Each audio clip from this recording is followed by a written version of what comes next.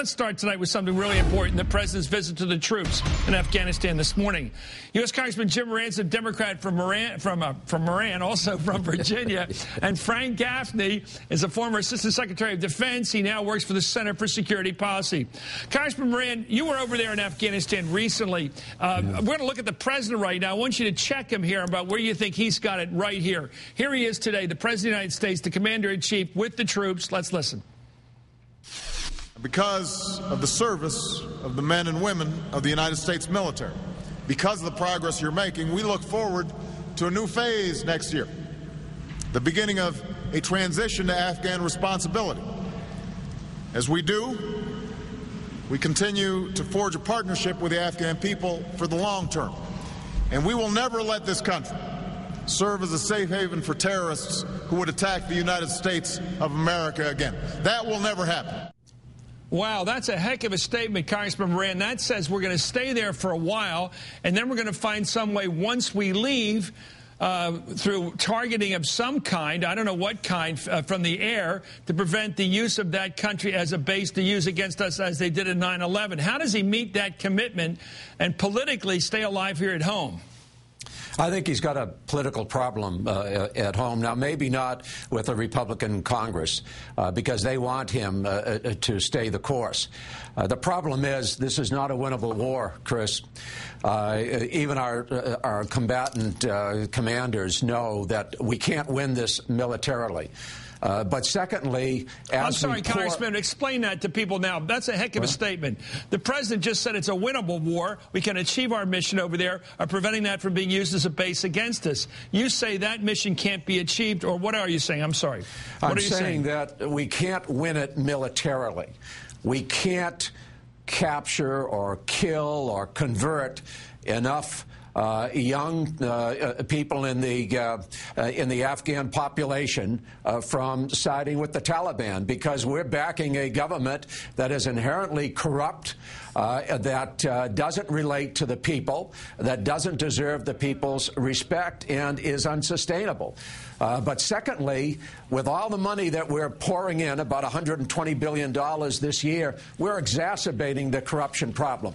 That government is about a $13 billion economy. We're throwing in about 10 times that. And that's why where billions of dollars is leaving that country in graft, why the vice president of Afghanistan was found with $52 million in his pockets in the United Arab Emirates. But thirdly, Chris, Afghanistan is not the source of the threat. It's in Pakistan. There are only about 50 to 100 Afghans, Al-Qaeda in Afghanistan. They're in Pakistan. And the more successful we are, they'll move to Pakistan. You know, we were congratulating ourselves that we caught the second in command of the Taliban with the help of the Pakistanis. We tried to get hold of them to talk with them. Turns out the Pakistanis caught him because he was talking with the Karzai government about some reconciliation plan. They caught him because they want to control anything we do in Afghanistan. They started the Taliban. They control the Taliban. The Taliban suits their purposes, but not America's purposes. So we have a president of the United States, the Commander-in-Chief, Frank, who, with Frank Gaffney here, Congressman, and basically the President of the United States position seems to be somewhat middle of the road between where Congressman Moran is, and he's with the progressives of the Democratic Party, a lot of them who want to get out of there pretty quick. He wants to begin to get out of there next summer. What's the conservative view? What's your view about how long can we politically stand there under any administration? Because I know a lot of people, conservative business types, who are making a lot of noise in your party now, the Republican Party, want to get out just like the Dems do. I wouldn't presume to speak for anybody but myself, Chris, because I think there's lots of different views within a community that might be called conservative. My view of it is that nobody wants to stay if we're not going to try to win. And I think what the president has clearly signaled, despite the noises that he's making today on the ground there, is we're not going to try to win past a certain point. And that point is rapidly approaching, and worse. Well, what's win? I guess people want to know, what if you're a real hawkish American, fine. What's a real hawkish American say is a reasonable goal in Afghanistan, a reasonable goal? What is it? Can you wipe out the Taliban and then leave? Let's start with what the president just said himself. as a goal, which is this country will never be used as a base of operations for attacking the United States again. How can we do that militarily if we leave? Can we? I'm not sure you can. Can we do it with predators like we're doing in Pakistan? We're not in Pakistan. More to the point. Wait a minute. How can we do it in Pakistan, to make Congressman Moran's point? If we're effectively dealing, at least as much as anybody can, going after the bad guys from our perspective in Pakistan with predators and modern warfare, why do we have to be on the ground occupying basically Afghanistan? Because it's not working in Pakistan. I mean, the congressman has just said we've got all kinds of problems in Pakistan, and he's right.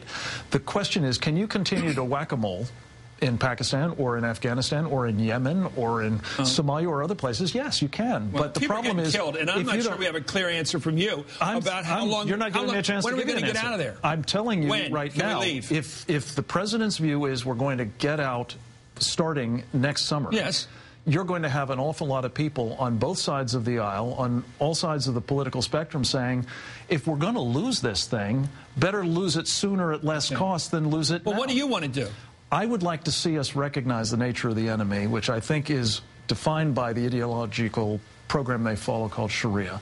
That's on the Pakistan side of the border. That's on the Afghanistan border. That's all over the place. So we're fighting Islam. We are fighting Sharia. Yeah, there are we're lots fighting of people.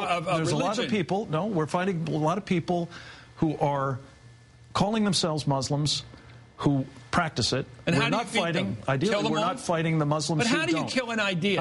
I'm suggesting to you that you got to start by understanding that the idea is what's animating the enemy, Chris. And if you don't get that right, you're not going to defeat any of it. You keep mixing old-time military terms like winning and then recognizing we're up against an idea, which is not something you can win by with tanks or warfare, is it? It's part of the solution, but you also have to work it at the information level. You have to work it at the political warfare level. You have to work it at the economic level. Okay. This is the Reagan strategy. It actually worked against the last terrible totalitarian ideology that wanted to destroy us, communism. No, because it failed from within. Let's take a look at the president today. It was destroyed. By whom?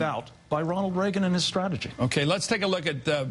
Well, we'll get... Congressman Moran respond to that point of history there. Let's take a look at the president today, because I think he is somewhere in the middle. You're right. Let's look at him here. He's somewhere in the middle between the progressives who want out and the hawks who want to stay in permanently, it seems. Let's take a listen. Rubbish.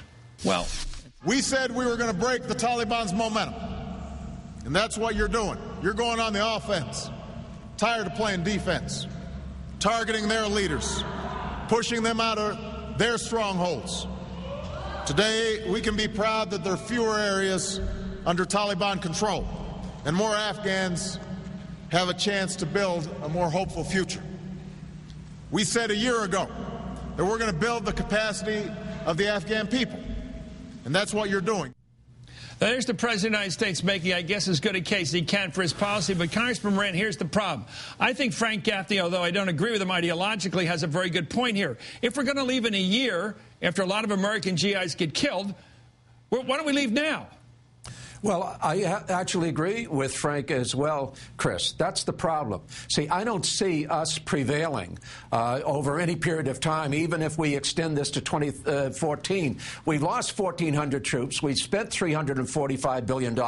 And we really are not prevailing in this conflict because I don't think we can win militarily. And what he's saying, while it's a morale booster for the troops, and I think in parts of it was inspiring, this speech today, it's eerily reminiscent of some of the things that Lyndon Johnson said, but more troubling, some of the things that President Bush said during the Iraq War. Now, you can say that we prevailed in the Iraq War, but I think it's Iran that won the Iraq War, and I'm afraid that Pakistan is going to win this conflict in Afghanistan. Their concern is India. It's going to be Sharia that's going to win this. Well, you argue about it. The problem is if you persist in thinking that we can retreat from all of these places and not have the guys who adhere to this ideology thinking they're winning and they are going to then pursue us here. I understand, Frank. Are they going to try to establish Sharia law here in the United States? They're doing it right now. They're doing what in the United States? They're trying to establish it right here. Who is establishing Sharia law in the United States? We have a new book, Chris, called Sharia, the Threat to America. produced by How does our Constitution get trumped by Sharia law? A whole variety of things, which I'd love to dedicate a program to with you if you'd like. Take, for example, the fact that we as American citizens now own the largest purveyor of Sharia-compliant insurance products in the world. Did you know that? AIG. Did you know that you've got courts in this country that are deferring to Sharia law? Who? In family court matters. For example, a state judge up in New Jersey said a woman who was being systematically raped and brutalized by her husband couldn't get an injunction. And what happened in an appellate court? In an appellate court, they reversed it, but not before this judge said, hey, it's just his religion. The problem is, do you think there's anybody on the Supreme Court right now who would think of it? Is anybody which is also going on here as well as the Has violent any high court in the United States ever recognized foreign law? Yeah, absolutely. Where? The Supreme Court of the United States. Where? Harold Koh, the guy who's the international lawyer at the State Department, says we've got 5, sometimes 4 at least, judges who believe international law, transnational law, as he likes to call it, should be considered on a par with the Constitution of the United States. The 5th is Justice Kennedy, and depends on what side of the bed he gets out of. The United States Constitution is dominant in all our legal affairs in this country. Not under Sharia. Oh, you know, a lot Listen, of this is the problem. See, watch this space. Congressman Moran, would you respond as a lawmaker what this man's talking about? Because sometimes he loses me. We're under the threat of Sharia law, which is the most traditional of Islamic law. It threatens us with beheadings, behandings, all kinds of things. Because submission, most impressive.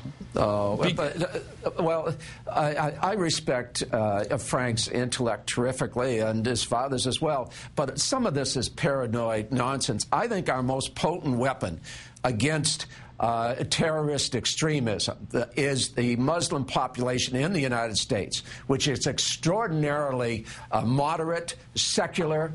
If we want to find a real ally in the war in Afghanistan, we need to look to the secular Muslim nation in Turkey. That's the kind of that's what we need to do. We need to look at Afghanistan's neighbors, determine where we can get real helpful allies, not Pakistan, who's saying one thing and doing another. And we need to look at what's happening in Yemen and some of these other rogue nations and not get ourselves bogged down in Afghanistan. I can't wait for the first guy like Frank Gaffney he's talking about to go before the Senate Judiciary Committee and propose that we use Sharia law to decide cases in the United States. That person wouldn't last 5 minutes in the witness chair. But anyway, thank you for the warning. Thank you for the warning. Thank you, U.S. Congressman Jim Moran and Frank Gaffney, who gets a little spookier every day.